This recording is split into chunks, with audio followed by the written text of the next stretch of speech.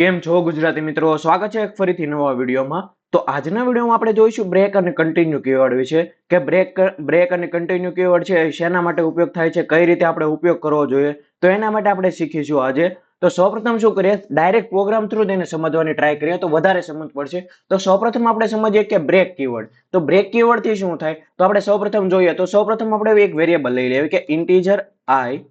Okay, હવે આપણે for loop નો ઉપયોગ કરીએ. ફોર લૂપ આપણે ગયા વિડીયોમાં શીખી એ પ્રમાણે આપણે જોઈએ કે four i is equal to 1, i less than equal to 10, i plus plus. Okay, હવે શું કરીએ કે printf %d અને i પ્રિન્ટ કરીએ. ઓકે,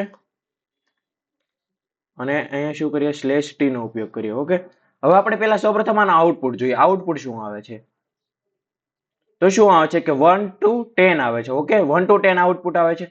હવે શું કરીએ કે હવે જ આપણે આ રીતે કરીએ કે ઇફ શું કરીએ કે આપણે કન્ડિશન મૂકીએ. શું કરીએ, કન્ડિશન મૂકીએ કે if i is equal to 4, ત્યારે શું થવું જોઈએ કે બ્રેક થઈ જવું જોઈએ. શું થવું જોઈએ, બ્રેક થઈ જવું જોઈએ. ઓકે, હવે આઉટપુટ જોઈએ. શું કરીએ, હવે આઉટપુટ જોઈએ અને પછી આપણે જોઈએ પ્રોગ્રામનું આઉટપુટમાં શું ચેન્જીસ આવે છે ને જોઈએ. સૌપ્રથમ તો શું આવ્યો ચેન્જીસ કે જો આપણે હવે જોઈએ કે મતલબમાં કે ઇન્ટીજર આઈ આપણે એક વેરિયેબલ લીધો. ઓકે, હવે એને શું કરે કે લૂપ થ્રુ આપણે 1 to 10 એને પ્રિન્ટ કરાવ્યા. શું કરાવ્યું, લૂપ થ્રુ એને 1 to 10 પ્રિન્ટ કરાવ્યા. બરોબર, હવે શું કર્યું કે ઇન્ટીજર આઈ ની વેલ્યુ કેટલી છે, અત્યારે 1 છે. તો સૌપ્રથમ શું થાય કે આઈ ની વેલ્યુ 1 છે, તો if I is equal to 1 નથી થતા એટલે આ કન્ડિશન ની અંદર જશે નહીં. એટલે શું થશે, પ્રિન્ટ શું થશે, આઈ પ્રિન્ટ થશે. પછી શું થશે, આઈ પ્લસ પ્લસ થશે એટલે આઈ ની વેલ્યુ કેટલી થશે, 2 થશે. એટલે શું થયું કે પાછી આ કન્ડિશન ફોલ્સ થઈ એટલે શું થશે, પ્રિન્ટ થઈ જશે.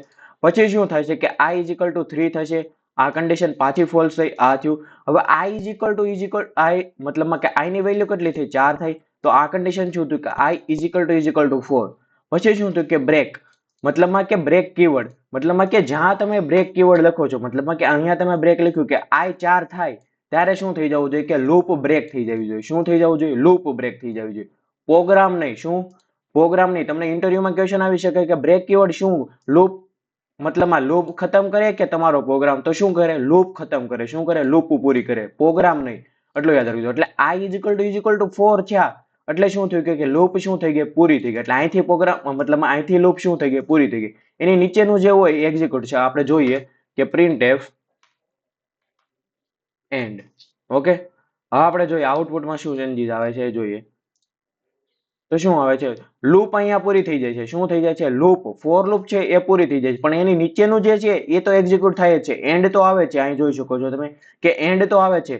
મતલબમાં બ્રેક કીવર્ડ થી શું થાય, લૂપ પૂરી થાય. મતલબમાં કે લૂપ પૂરી થાય. હવે આપણે કન્ટિન્યુ જોઈએ. કન્ટિન્યુ સૌપ્રથમ તો આને શું કરીએ કે કમેન્ટ કરી દઈએ. હવે આપણે કન્ટિન્યુ જોઈએ કે કન્ટિન્યુમાં શું આવે કે આપણે 1 થી 10 તો પ્રિન્ટ થવાના છે. હવે આપણે જોઈએ કે if i is equal to 4, ત્યારે શું થવું જોઈએ કે કન્ટિન્યુ. ઓકે, હવે આનું આઉટપુટ જોઈએ આપણે. તો શું થાય છે કે 1 to 10 આવે છે. સૌપ્રથમ આને કમેન્ટ કરી દે. શું આવે છે, 1 to 10 આવે છે, પણ એમાં શું છે, 4x સ્કીપ છે. શું છે, 4. કેમ સ્કીપ છે, બ્રેકમાં શું થતું હતું કે લૂપ ત્યાંથી શું થઈ જતી હતી, પૂરી થઈ જતી હતી. મતલબમાં કે ત્યાંથી પૂરી થઈ જતી, એન્ડ થઈ જતી હતી લૂપને. હવે કન્ટિન્યુમાં શું છે કે 4 સુધી આવ્યું, મતલબમાં 4 સુધી આવ્યું કે i ઇઝ ઇક્વલ ટુ 4 છે. તો એ શું કે લૂપ સાચી પડી તો અંદર જશે તો શું આવશે કે કન્ટિન્યુ. કન્ટિન્યુ મતલબ કે એ જે નંબર છે એને સ્કીપ કરશે અને આગળ વધશે. મતલબમાં કે એ નંબર ઉપર છે અને સ્કીપ મારી દેશે અને નંબર આગળ વધશે. મતલબમાં જોઈએ તો 1 2 3 4 છે, i ઇઝ ઇક્વલ ટુ 4 છે, તો 4 ને શું કરી દીધો, સ્કીપ કરી દીધો. શું કરી દીધો, સ્કીપ કરી દીધો. એટલે પછી શું આવ્યું, 5 6 7 8 9 10 એ રીતે આવ્યું. શું આવ્યું, 5 6 7 8 9 10 એ રીતે આવ્યું. આપણે જોઈએ આઉટપુટ જોઈએ એટલે ખબર પડે. Sorry, continue. આપણે જોયું 1 2 3 4 નથી. કેમ નથી, કે i ઇઝ ઇક્વલ ટુ 4 છે. એટલે ત્યાં શું થઈ જશે, કન્ટિન્યુ. એટલે મતલબમાં એ નંબરને શું કરી દેશે, સ્કીપ કરી દેશે અને આગળ વધશે.